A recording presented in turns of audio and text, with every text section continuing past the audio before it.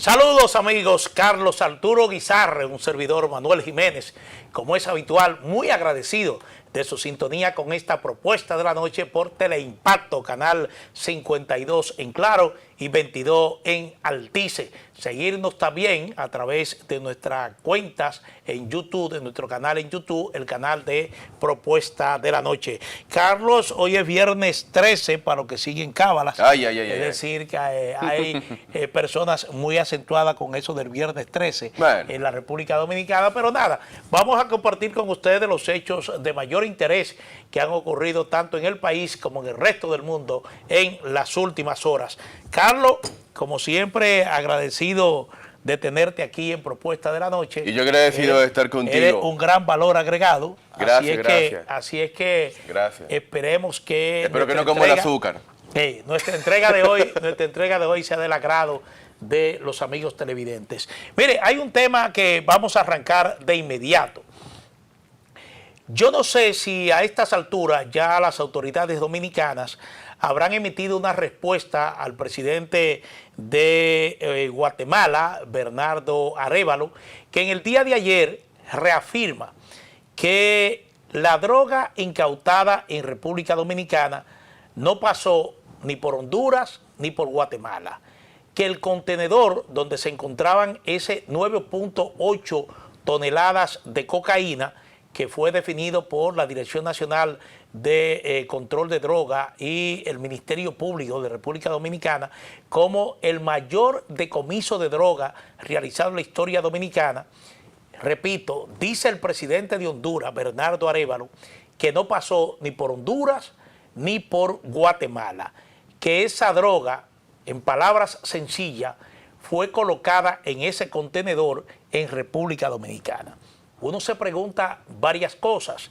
¿Era que ese contenedor estaba en el puerto multimodal Caucedo esperando su embarque en ese buque?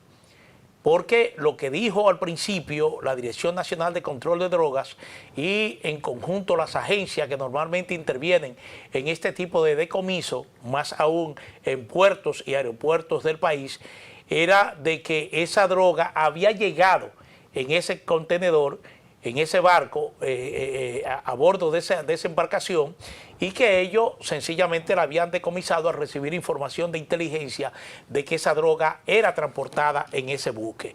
Entonces resulta... Oye esto, y excusa que te interrumpa. Yo estaba calculando porque no tenía en cuenta que lo que se decomisó fueron 8.2 toneladas de cocaína, Manuel. Entonces yo te voy a hacer una comparativa. 8.2, vamos a suponer, vamos a comernos el punto 2 y vamos a dejarlo en 8. Eso hace, oye esto, 8.000 kilos. Y si a nivel internacional un kilo de cocaína está valiendo más o menos $60,000, estamos hablando de que estaba parado en ese puerto 480 millones de dólares en cocaína. Entonces, con 480 millones de dólares, Manuel, tú abres la puerta de cualquier país, de cualquier puerto, para cualquier cosa, Manuel. Sí, pero Carlos, ese dato que tú das es interesante porque uno se plantea muchas preguntas, muchas interrogantes. República Dominicana se ha considerado siempre como un trampolín en el tráfico internacional de droga por su posición geográfica, pero uno se pregunta, ¿tenemos realmente esa capacidad de que esa droga llegue al país de alguna manera, se mantenga oculta en un puerto, el principal puerto que tiene República Dominicana, y que a última hora sencillamente se detecte y se decomise? Es decir, esa es la pregunta, ¿de dónde vino esa droga? ¿Cómo llegó a República Dominicana? Porque, insisto, lo que dicen la droga bajó del cielo. Exacto. Lo que dicen las autoridades de Honduras y las autoridades de Guatemala es de que en ese buque que dicen las autoridades dominicanas no venía esa droga. Otro detalle que llama la atención, igualmente, Carlos, es que prácticamente al otro día o 2 días después de hacerse el anuncio de este decomiso histórico, vuelvo y repito, el Ministerio Público anuncia que esa droga está siendo incendiada, está siendo incinerada, como se procede habitualmente. pero uno entiende que se procedió a quemarla demasiado rápido.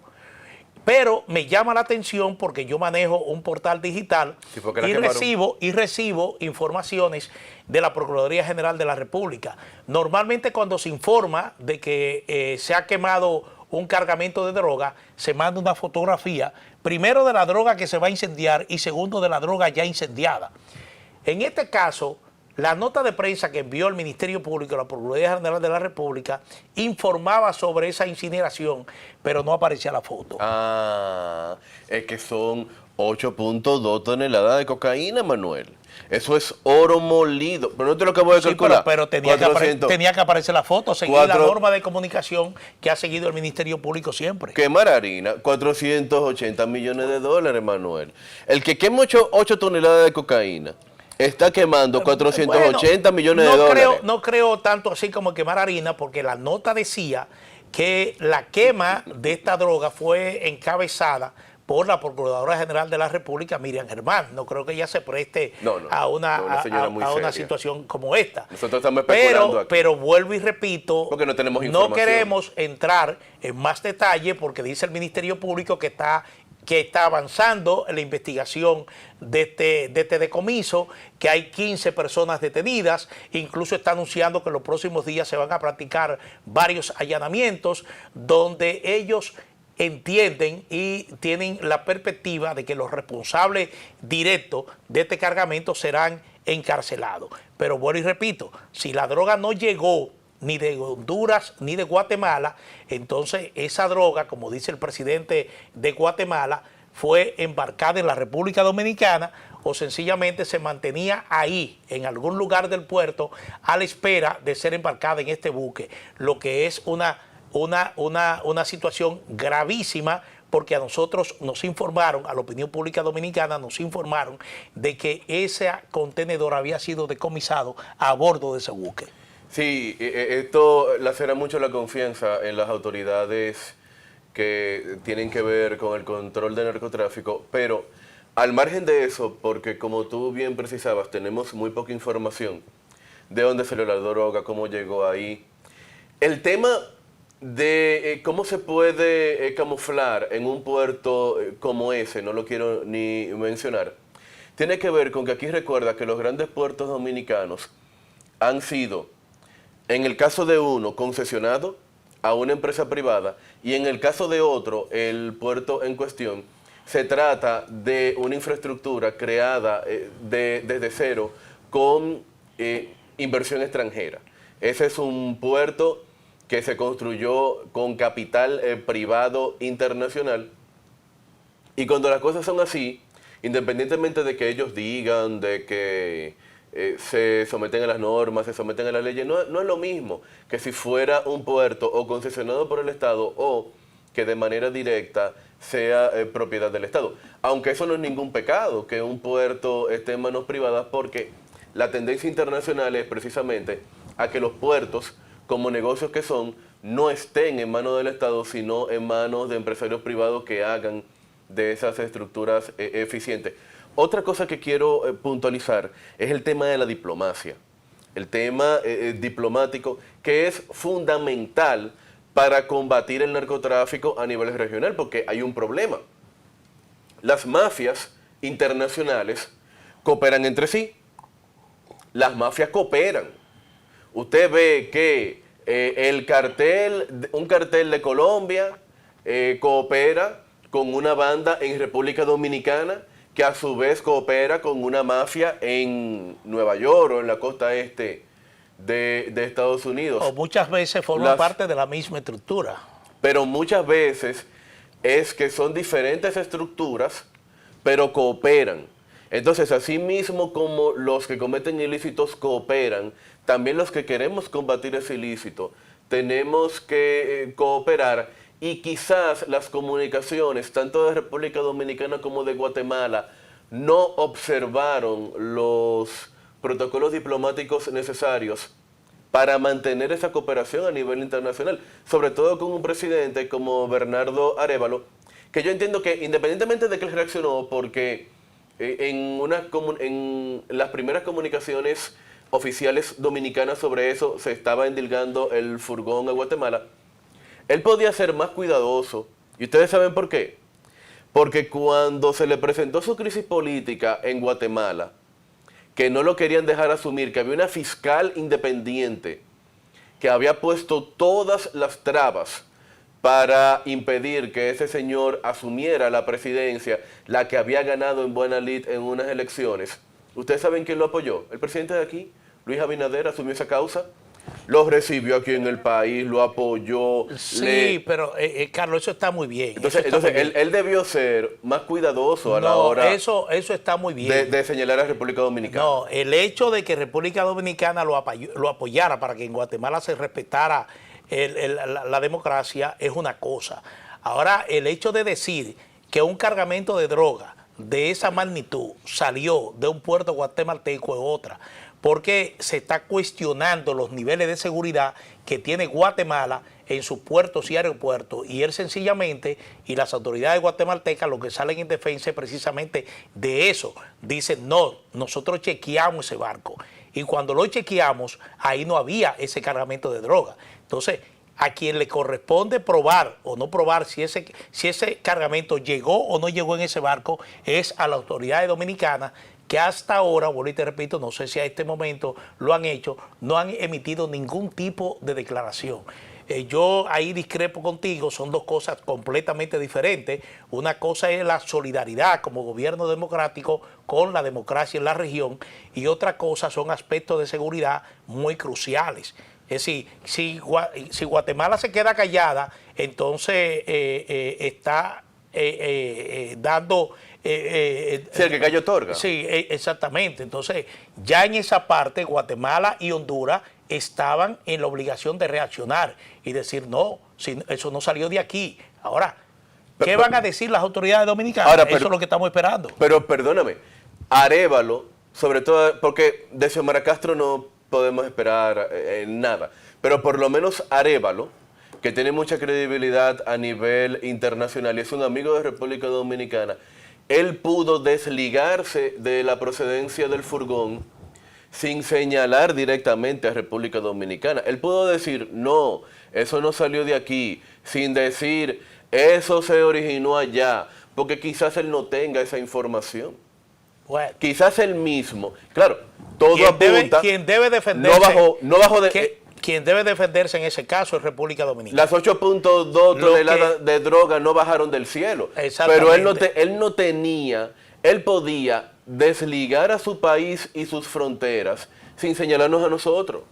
Bueno, yo pienso que ya quien tiene que defenderse, quien tiene que decir por qué dijo que esa droga llegó en ese buque es República Dominicana. Lo que esperemos es a ver qué dicen las autoridades dominicanas, porque esta declaración viene no de cualquier autoridad guatemalteca, viene del presidente de la República de Guatemala. Pero yo te voy a decir algo. República Dominicana o las autoridades dominicanas la tienen complicada en ese caso para dar explicaciones, porque ese puerto de capital privado está ligado a grandes intereses internacionales con los que este gobierno se ha acercado, no solamente para atraer más inversión extranjera y para atraer también turistas, sino también para avanzar la agenda diplomática de República Dominicana en diversos foros internacionales y marcharle a eso, como probablemente tenga que marcharle si se descubre que hay una vulnerabilidad en ese puerto que ya ha dado mucho de qué hablar en torno al narcotráfico. Eso puede afectar la relación de República Dominicana con esos grupos capitalistas internacionales. Bueno, Carlos, tenemos una agenda un poco aprietada, pero solamente mencionar que en menos de 24 horas se dan a conocer 2 renuncias en el gabinete del presidente Luis Abinader. Primero, la del ministro de Economía, Planificación y Desarrollo, Pavel Issa Contreras, que tendrá vigencia a partir del 10 de enero, y las razones se entienden. Hay un proceso de fusión de esa, bueno, no de fusión, sino de absorción de ese ministerio con el Ministerio de Hacienda, que se va a incorporar ahí, entonces renuncia precisamente por eso. Y otro es el de Lilia Leticia Jorge Mera, que es la viceministra administrativa de la presidencia, que se informa que igualmente renuncia con efectividad al 1 de enero.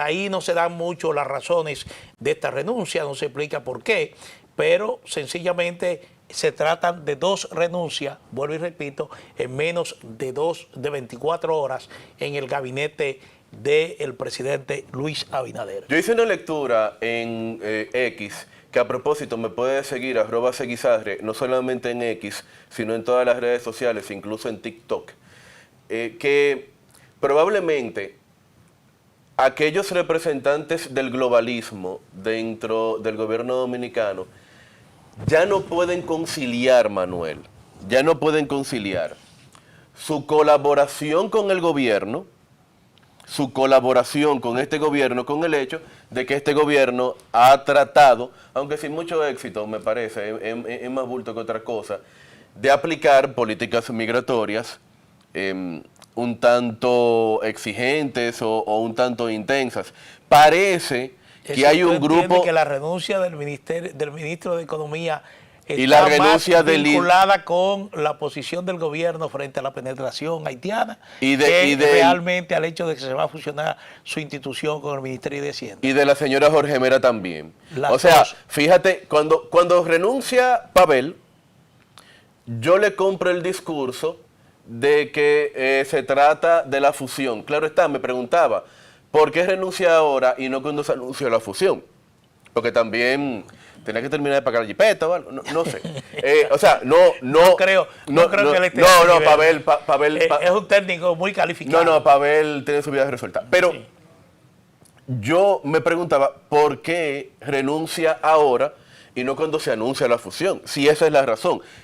Cuando es la señora Jorge Mera la que también renuncia o anuncia su renuncia que había presentado el pasado 21 de noviembre, precisamente a pocos días de iniciarse el tema de los 10.000 repatriados semanales, ahí es que yo me doy cuenta, no, lo que pasa es que ya con estas políticas migratorias por las cuales hemos presionado al gobierno, un segmento importante de esta sociedad, ya ha hecho que algunas personas dentro del gobierno ya no quepan en el gobierno. Bueno, eso es lo que a mí me parece que está pasando. Bueno, señores, vámonos con una pausa comercial. Retornamos con Henry Ebrard. Hay un tema interesante y es que el gasto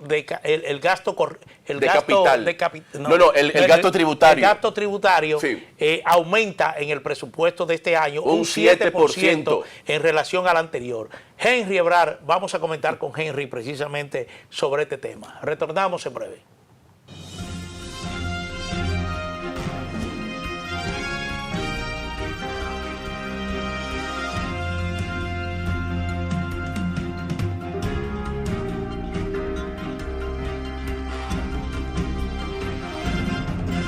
En estos 58 años hemos sido el impulso que mueve el comercio, favoreciendo la inversión extranjera y brindando oportunidades para nuestra gente. Hemos sembrado la semilla que nos permite cosechar y exportar nuestra alegría y sonrisas propias de lo hecho en RD. 58 años siendo el apoyo incondicional de las industrias, forjadores del comercio e impulsadores de la MIPYMES.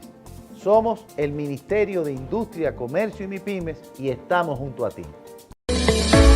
¿Quieres rendir los chelitos en la compra de la semana? Pues pega al Inespre y adquiere tus productos buenos, bonitos y baratos todos los días en nuestras bodegas móviles, los miércoles y sábados en los mercados de productores y todos los jueves con las ventas de combos en los supermercados. Verifica las ofertas y puntos de ventas en nuestras redes sociales. @InespreRD. Inespre, del campo a tus manos. Lapropuestadigital.com, un medio digital alternativo de contenido amplio, variado y de calidad, de actualización permanente, una interesante oferta de información nacional e internacional, análisis, reportajes, artículos de opinión, videos y otros contenidos de actualidad. Toda la información y el análisis están aquí. Lapropuestadigital.com. Y ahora, el bateador se prepara con 2 outs. Hola. Hola, me habla el señor González. Ajá. Le llamamos porque usted es un cliente preferencial y queremos ofrecerle nuestra tarjeta Gold, la cual tiene infinitos beneficios, entre ellos descuentos en supermercados, salones de belleza, farmacias y acumula puntos para viajes al extranjero, incluso a la luna. Hay mejores formas de evitar llamadas no deseadas. A través de la aplicación de ProUsuario, ahora puedes solicitar que te excluyan de los listados de marketing de las entidades financieras. Descarga la app en Google Play y App Store. Solo tiene que indicarme dónde le enviamos el plástico de su tarjeta. No me diga. Ustedes lo ven así de felices, pero esto no era así. En la vida uno tiene que josear y resolver con lo que uno tiene. Un día nos sentamos y nos prometimos, vamos a tener nuestra casa propia, para que el chichi que viene en camino pueda crecer feliz y tranquilo. Pero en el fondo sentíamos que era imposible. Hasta que nos llamó el Ministerio de Vivienda y Edificaciones y comenzamos a saltar, pero de felicidad. Este es nuestro sueño. Vivimos en nuestra propia casa. Muchas familias dominicanas ya están viviendo un sueño que parecía imposible. Más de 8,000 viviendas construidas y entregadas. Tener tu casa propia y digna, sí se puede. Ministerio de Vivienda y Edificaciones.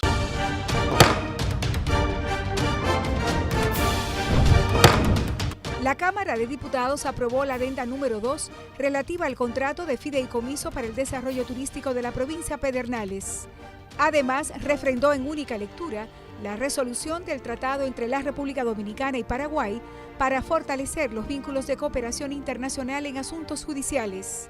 Asimismo, aprobó la resolución del contrato de fideicomiso de administración del Fondo de Cohesión para crear una estructura que permita una correcta administración de los recursos. También la Comisión Bicameral que estudia el presupuesto general del Estado para el año 2025 aprobó dicho presupuesto y ahora pasa al Pleno para su discusión. Igualmente, más de 40 comisiones se reunieron y realizaron visitas a distintos puntos del país. Y una comisión de legisladores acompañó a Alfredo Pacheco, presidente de la Cámara de Diputados, a la 30ª reunión del FOPREL, realizada en el Reino de Marruecos, actividad que contó con la presencia de Rachid Taibi Alami, presidente de la Cámara de Representantes, entre otros importantes funcionarios. Aprobado. Cámara de Diputados de la República Dominicana.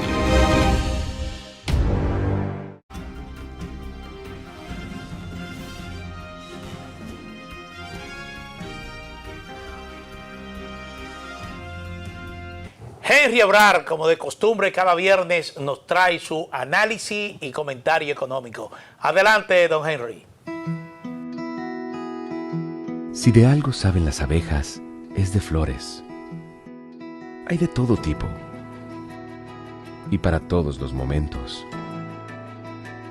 Lo importante no es solo su color, tamaño o forma, sino lo que hace sentir cada una.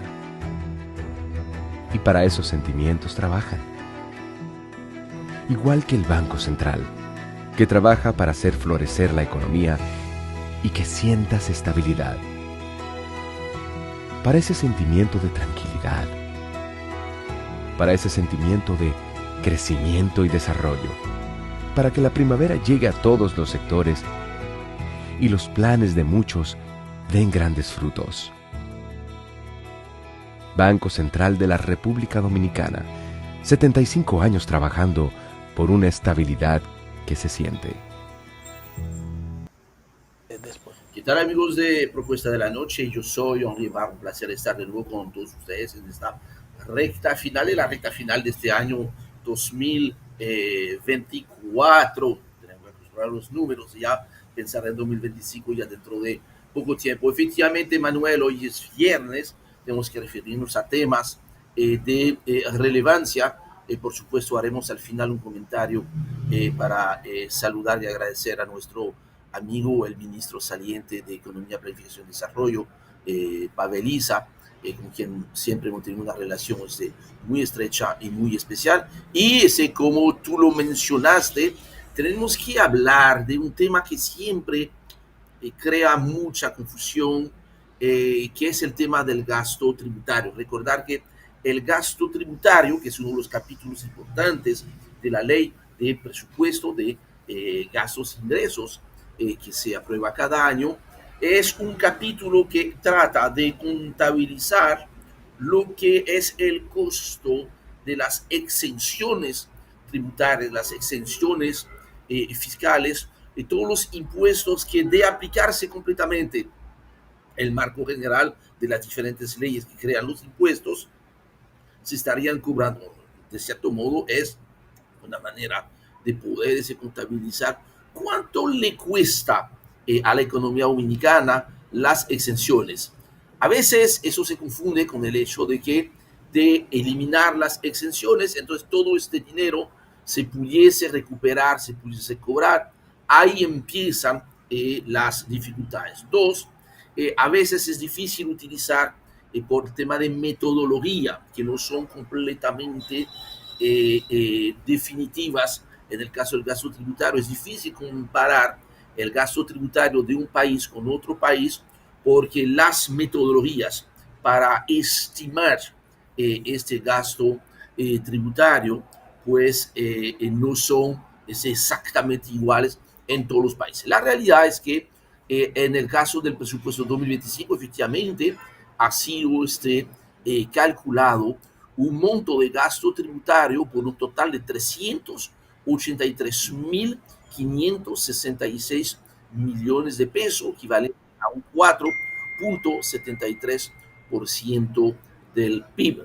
Esto es un poquito por debajo del peso que representaba del PIB en el año 2024, un poquito más de 4.80%, pero es que básicamente es lo mismo y efectivamente un crecimiento de prácticamente un 7% en cuanto a pesos. Dentro de esto es interesante ver cuáles son las figuras y cuáles son los sectores que generan esas exenciones. Primero, a nivel de impuestos, definitivamente el que se lleva la principalía dentro del gasto tributario es el ITEVIS. El ITEVIS representa el 50.1% de esas exenciones, lo cual nos muestra que en gran medida estas exoneraciones benefician más directamente al consumidor final, ya que en el tema del ITEVIS básicamente ahí se está contabilizando cuál sería la recaudación muy teórica si se cobrase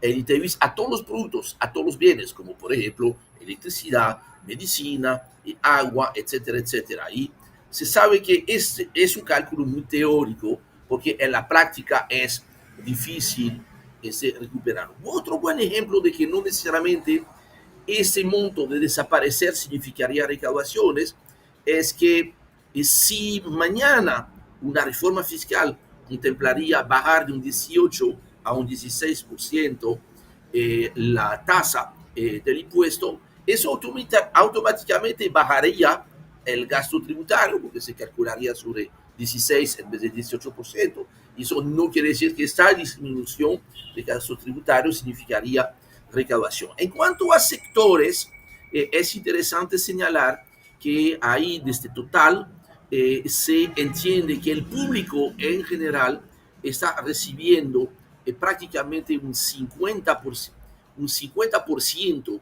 de estos gastos tributarios, lo cual confirma, de acuerdo a los cálculos que han sido presentados ahí en esta estimación contenida en el presupuesto, de que esto es el gasto principal. Ahí las exenciones generales a personas físicas representan un 38%, estamos hablando de 147.000 millones de pesos. Por lo que eso hay que abordarlo con prudencia. La próxima semana me comprometo en analizar quizás las principales figuras para ustedes y tomar eso por lo que es, un ejercicio un poquito teórico. Lo que no es teórico, y con eso yo quiero cerrar mi comentario para el día de hoy, es una relación de amistad, profundo respeto con el ministro Paveliza, que acaba de confirmar su renuncia de manera oficial ya entre ayer y hoy. Quiero decir que cuando yo llegué a la República Dominicana hace más de 25 años atrás, yo tenía unos pensamientos económicos que iban mucho más hacia lo liberal que al tema progresista. Y haber tenido la suerte de compartir personal y profesionalmente con personas como Paveliza, como el empresario Jesús Moreno, como el actual senador de la provincia, Santo Domingo Antonio Taveras, y finalmente el economista Fernando Álvarez Bogart, yo he logrado ir moviendo un poquito el cursor hacia incorporar a la gente dentro de la economía, ver que la economía no son solamente las cifras, sino es las cifras y la gente. Esa es la diferencia entre crecimiento y desarrollo. Así que muchas gracias, ministro Paveliza, por la confianza, el aprecio, que por supuesto, independiente de su decisión de renuncia, sigue igual. Así que seguiremos compartiendo. Hasta aquí llega mi comentario económico para el día de hoy. Les invito a que me sigan a diario en mi cuenta de Twitter, @ZebraH. Y por supuesto, esperamos regresar con ustedes. Será cuestión de este lunes, mismo lugar, misma hora. Hasta luego. Cuídense mucho. Si de algo saben las abejas, es de flores. Hay de todo tipo y para todos los momentos. Lo importante no es solo su color, tamaño o forma, sino lo que hace sentir cada una. Y para esos sentimientos trabajan. Igual que el Banco Central, que trabaja para hacer florecer la economía y que sientas estabilidad. Para ese sentimiento de tranquilidad. Para ese sentimiento de crecimiento y desarrollo. Para que la primavera llegue a todos los sectores y los planes de muchos den grandes frutos. Banco Central de la República Dominicana, 75 años trabajando por una estabilidad que se siente. Bueno, satisfecho con esa explicación que da Henry en torno al gasto fiscal que se contempla en el proyecto, en el presupuesto para el año 2025. Así que muchas gracias a Henry Ebrard por este interesante análisis. Señores, retornamos, nos vamos ahora con una pausa comercial. Retornamos en breve con Jorge Saades en el tema internacional, particularmente abordando la situación en Siria.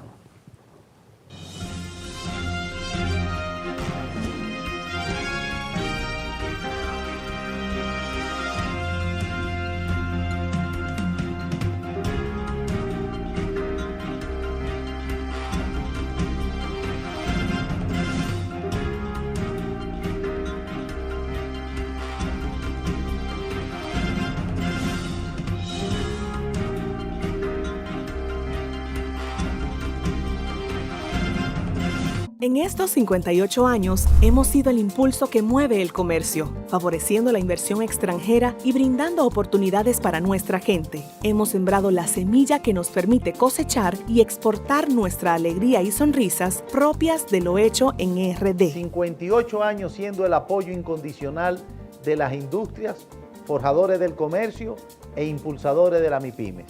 Somos el Ministerio de Industria, Comercio y MIPYMES y estamos junto a ti.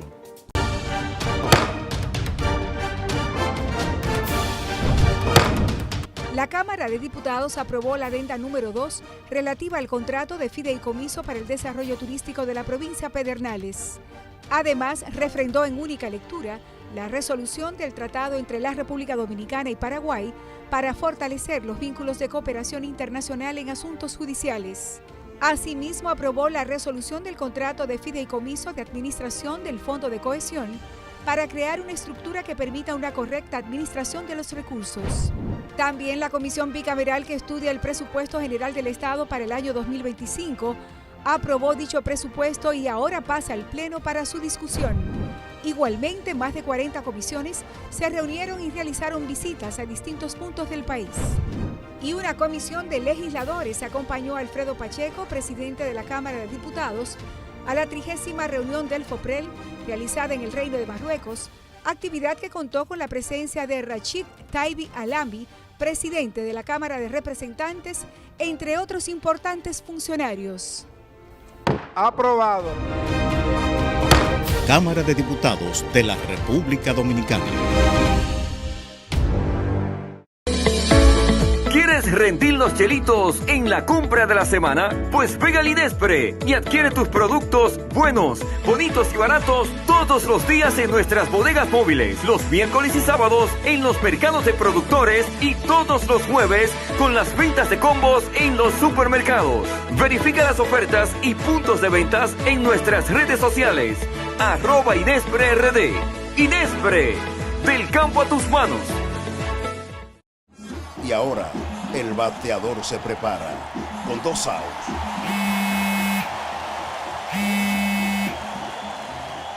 Hola. Hola, me habla el señor González. Ajá. Le llamamos porque usted es un cliente preferencial y queremos ofrecerle nuestra tarjeta Gold, la cual tiene infinitos beneficios, entre ellos descuentos en supermercados, salones de belleza, farmacias y acumula puntos para viajes al extranjero, incluso a la luna. Hay mejores formas de evitar llamadas no deseadas. A través de la aplicación de ProUsuario, ahora puedes solicitar que te excluyan de los listados de marketing de las entidades financieras. Descarga la app en Google Play y App Store. Solo tiene que indicarme dónde le enviamos el plástico de su tarjeta. No me diga. Cuando caían 2 gotas de agua, ahí sí es verdad que llovía más dentro que afuera. El sueño de que mi familia tuviera su casa propia, que pudieran vivir bajo un techo seguro, parecía imposible. Era algo que nos hacía sentir que no había esperanza.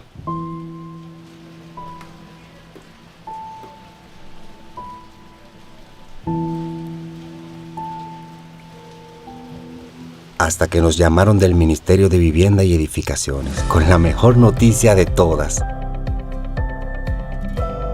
que ahora tenemos nuestra propia cocina, nuestro propio hogar, nuestro lugar favorito. Tener tu casa propia y digna sí se puede. Más de 8,000 viviendas construidas y entregadas. Tener tu casa propia y digna sí se puede. Ministerio de Vivienda y Edificaciones.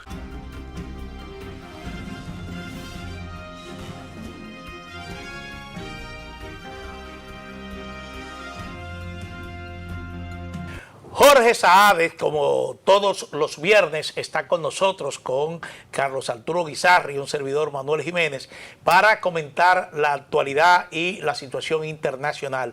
Partimos de inmediato con un interesante reportaje de la BBC de Londres sobre la situación en Siria, que es el foco de atención, el último foco de atención sobre esta complicada situación internacional que vivimos en estos tiempos. Señor director, adelante. Fin al gobierno de Bashar al-Assad, un régimen casi 25 años en el poder y de esos 3 en una cruenta guerra civil. En un sorpresivo y fulminante avance, las fuerzas rebeldes tomaron el control en cuestión de 12 días, tomando las ciudades más importantes de Siria. Y entraron a Damasco la madrugada de este domingo. Las imágenes de celebración se viralizaron en las redes sociales y se extendieron más allá de las fronteras del país, con centenares de refugiados sirios en Medio Oriente y Europa celebrando la caída del régimen. El presidente al-Assad abandonó el país tras llegar a un acuerdo con los rebeldes, según dijo el gobierno ruso, aliado del ahora expresidente. Luego, Moscú confirmó que al-Assad está en la capital rusa y le dará asilo. Los rebeldes aseguran que las instituciones públicas permanecerán bajo la supervisión del hasta ahora primer ministro hasta que sean entregadas oficialmente. Pero, ¿cómo se ha producido este cambio radical en Siria y por qué comenzó la guerra? De eso te hablamos en este video.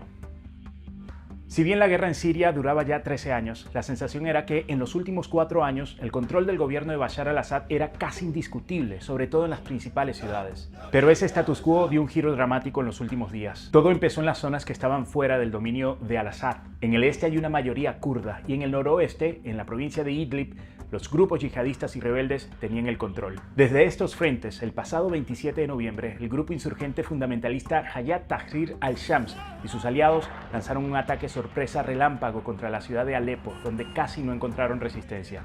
De ahí siguieron hacia el sur, controlando Alepo, Hama, Homs y poniendo rumbo a la capital. Mientras tanto, otras facciones rebeldes llegaron también desde el suroeste, hacia los suburbios de Damasco. Finalmente, este domingo, los rebeldes anunciaron que habían entrado en Damasco y liberado a los detenidos de la prisión militar más reconocida del país, Seynadia, donde se cree que miles de partidarios de la oposición fueron ejecutados durante la guerra civil. Como te estábamos contando, la toma de poder está liderada por el grupo Hayat Tahrir al-Sham. Es un grupo fundamentalista. También se conoce por las siglas HTS y se traduce al español como Organización para la Liberación del Levante. Se creó en 2012 bajo el nombre de Jabhat al-Nusra y estaba afiliado a Al-Qaeda, aunque en 2016 el grupo rompió sus vínculos con Al-Qaeda y adoptó el nombre de Hayat Tahrir al-Sham cuando se fusionó con otras facciones un año después. Los rebeldes sirios pusieron fin al gobierno de Bashar al-Assad, un régimen casi 25 años en el poder y de esos 3 en una cruenta guerra civil. En un sorpresivo y fulminante avance, las fuerzas rebeldes tomaron el control en cuestión de 12 días, tomando las ciudades más importantes de Siria. Y entraron a Damasco la madrugada de este domingo. Las imágenes de celebración se viralizaron en las redes sociales y se extendieron más allá de las fronteras del país, con centenares de refugiados sirios en Medio Oriente y Europa celebrando la caída del régimen. El presidente al-Assad abandonó el país tras llegar a un acuerdo con los rebeldes, según dijo el gobierno ruso, aliado del ahora expresidente. Luego, Moscú confirmó que al-Assad está en la capital rusa y le dará asilo. Los rebeldes aseguran que las instituciones públicas permanecerán bajo la supervisión del hasta ahora primer ministro hasta que sean entregadas oficialmente. Pero, ¿cómo se ha producido este cambio radical en Siria y por qué? Bueno, Jorge, esos son los hechos que han ocurrido en Siria, y en estos momentos tenemos una comunidad internacional a la expectativa. ¿Qué va a suceder en Siria? Realmente la orientación de este nuevo gobierno, de este nuevo régimen, ¿cuál será? Es la pregunta que se hace tanto Occidente y me imagino que Moscú también. Es una incertidumbre que reina. Si uno se imaginaba que durante la guerra no había respuestas, mucho menos ahora. Agradezco por esta nueva invitación y muy buenas noches a los televidentes que nos están viendo desde nuestros canales. Ahora bien, según la experiencia que tenemos nosotros en la estructura internacional, es posible de que se cumplan varios escenarios. Uno de ellos es que ocurra lo que está pasando en Libia, Siria, que es la presencia de varias fuerzas en la lucha para el control del poder. Otro escenario que para mí es el que más posiblemente ocurra es aquel que sea una lucha entre Turquía, sus fuerzas sirias pro-turcas dentro de Siria, contra los kurdos sirios, que son esa parte que se encuentra desde el Éufrates en la parte oriental de lo que conocemos como Siria. Hay que destacar que estas fuerzas sirias, estas fuerzas kurdos sirias, están apoyadas por Estados Unidos. Y ahí, para mí sería el punto de divergencia entre la OTAN dentro de Siria. Por una parte, Turquía, miembro de la OTAN, está en contra de la presencia de estas fuerzas kurdas en la frontera con su país, que representa una amenaza. Anteriormente, durante la guerra siria, ha llevado 2 operaciones militares para hacerle frente a estos kurdos sirios, que para Ankara dice que hay una importante relación entre estas fuerzas democráticas de Siria, los kurdos, con el PKK, que es una especie de ala terrorista por parte de kurdos turcos. Sin embargo, destaco la palabra de divergencia entre aliados de la OTAN, porque Estados Unidos apoya a estos kurdos sirios en Siria. Hay que recordar que fue esta misma fuerza que los apoyó para detener el avance de Daesh en Siria. Entonces, hemos visto cómo posiblemente la operación que va a llevar a cabo Turquía el año que viene contra esta amenaza kurdo-siria es uno de los escenarios. El tercer escenario es el tercer que también ocurre, que está presente en la comunidad y en la estructura internacional, que es lo que ocurre en Afganistán. Emerge este movimiento desde el siglo pasado, como son los talibanes, que llevan a cabo una perfecta ley sharia, son yihadistas, hacia el cumplimiento de la ley religiosa en el país y recuperarían lo que sería todo Siria, llevando a cabo un gobierno de facto y más adelante reconocido por la comunidad internacional. Hay que recordar que este grupo, HTS, que es la Organización para la Liberación del Levante, está reconocida por Rusia, Occidente, entre ellos Estados Unidos, como un grupo terrorista. Hay que recordarles que es una facción de lo que era Al-Qaeda en ese entonces, a pesar que en varias oportunidades sus líderes y sobre todo sus defensores dicen que hay una ruptura con Al-Qaeda, es imposible que sea tan abrupta y sigue habiendo esa conexión entre Al-Qaeda, que son islámicos, yihadistas, salafistas, no son rebeldes sirios, no son una oposición laica siria, sino que cumplen una agenda yihadista extremista en Siria. Sí, pero este señor que lidera esta revolución que está teniendo lugar en Siria se llama Ahmed al-Sharar, mejor conocido como Mohamed Abu al-Jolani. ¿Cuál es su ideología política? ¿Apoya el yihadismo internacional o más bien mira puertas adentro y opera o tiene intención de operar y controlar solo Siria? Porque de esta respuesta depende si va a conseguir apoyo internacional o no. Para que haya avance y su despliegue en Damasco es que hubo un acuerdo internacional entre varios hegemones en la región, entre ellos Turquía, importantísimo papel que ha jugado en esta solución, entre comillas, en Siria, Israel, Estados Unidos y Rusia. Sin estos hegemones no se hubiesen puesto de acuerdo, sin duda alguna ese avance hacia Damasco no se hubiese llevado a cabo. Vamos por parte. El caso del líder de HTS es un líder desconocido. Hay que recordar que esos antecedentes están muy vinculados con lo que era el Frente al-Nusra, que es la rama de Al-Qaeda en Siria, un grupo terrorista, calificado y proscrito por Rusia y por Estados Unidos como un grupo terrorista. Hay que recordar que Al-Qaeda es el origen de Daesh. Hay que recordar que Daesh se desmembrena de lo que es Al-Qaeda. Y hay que recordarle a los más jóvenes que Al-Qaeda es el perpetrador de los ataques del 11 de septiembre de 2001 en las Torres Gemelas de Nueva York. Efectivamente. A los más jóvenes hay que recordárselo eso. De acuerdo a Estados Unidos, hay que recordar el despliegue que hizo Estados Unidos en Irak, luego, pero antes de eso con Afganistán, en búsqueda de su líder Al-Qaeda, que era Osama Bin Laden. Por eso es que el tema de Medio Oriente hay que hacerle muchísimo seguimiento. Y hay que ver las causas y de cómo llega el resultado de esto. De todas maneras es un tema complejo y difícil de entender.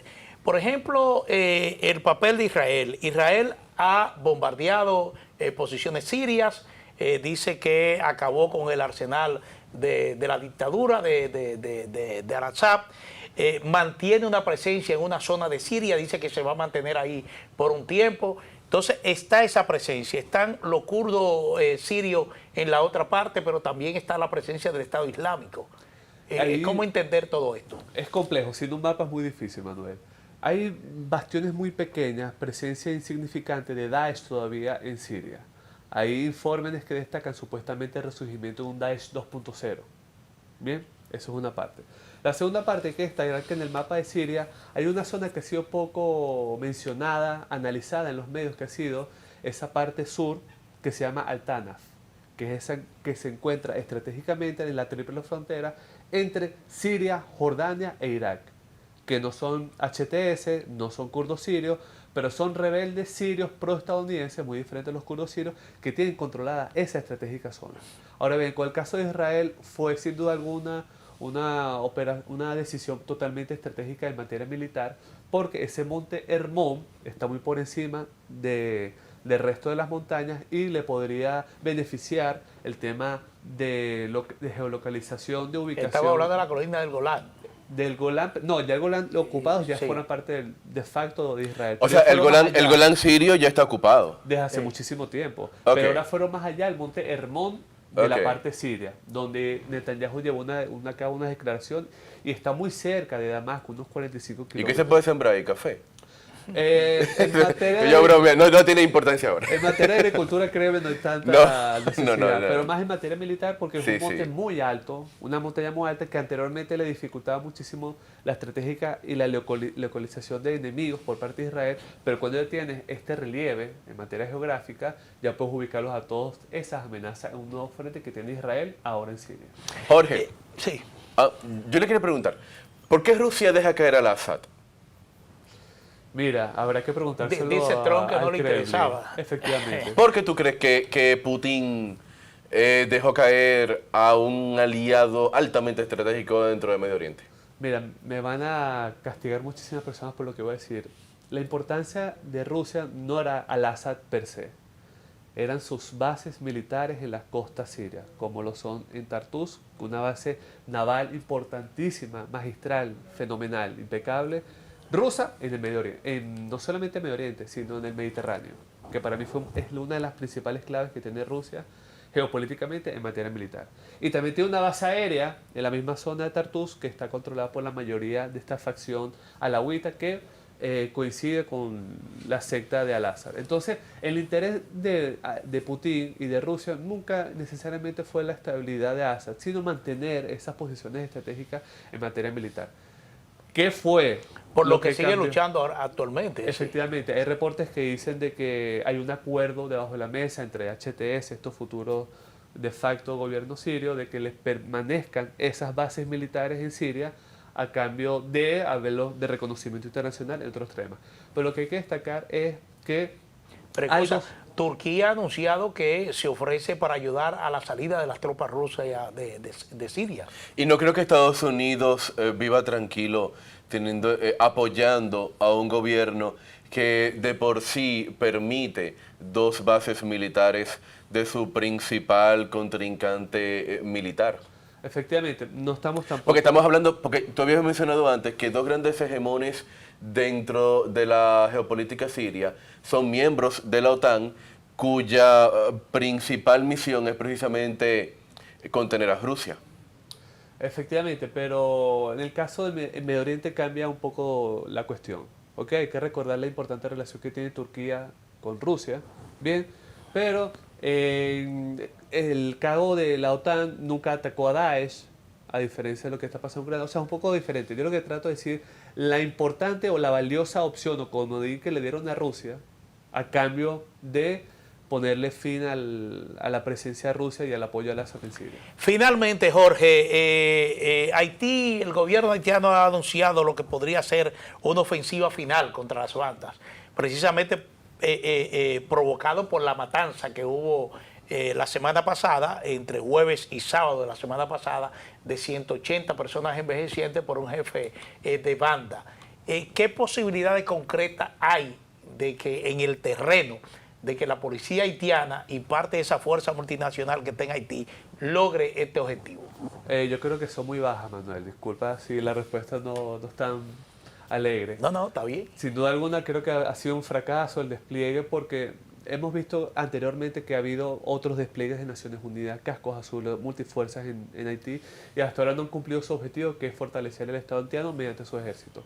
Creo que esto ha sido como un llamado ante la opinión pública por parte del gobierno haitiano para demostrar de que estamos aquí, que no pasó nada, vamos a hacer el mayor esfuerzo para detener o buscar a los implicados ante esta matanza. Esa es propaganda. Totalmente un discurso para calmar un poco los ánimos. Hay un tema también de desaliento por parte de las tropas africanas en territorio haitiano, y creo que esto va a incitar a otro nuevo despliegue por parte de Naciones Unidas, qué sé yo, OTAN o Estados Unidos, para calmar un poco los ánimos en Haití. Sí, porque hay algo. Francamente, el gobierno haitiano actual molestó mucho a sus patronos despidiendo al anterior primer ministro. Entonces, al darse ahora esta lamentable circunstancia, lo que se preguntan todos los patronos de Haití es si este gobierno actual tiene la capacidad de manejar la situación. Ni la tenía ni la tenía el anterior, pero como nuevo al fin, tiene mucha presión. Es así. Bueno, muchísimas gracias, Jorge, por tu siempre muy profesionales comentarios, y demuestra que es un gran conocedor de la geopolítica y la política mundial en el marco de todos estos conflictos que está viviendo el mundo actualmente. Muy agradecido. Y el próximo viernes tenemos aquí nuevamente a Jorge, porque vamos a hacer un programa especial donde vamos a analizar todos estos conflictos que se mantienen en el mundo como un programa de entrega de fin de año. Marca registrada de propuesta de la noche. Sí. Jorge Saade. Jorge Saade, gracias nuevamente. Y Carlos Arturo Guizarre, un servidor, Manuel Jiménez, como siempre agradecido de su sintonía. Recordarle que nos pueden seguir también por el canal de YouTube de Propuesta de la Noche. Así que buen fin de semana.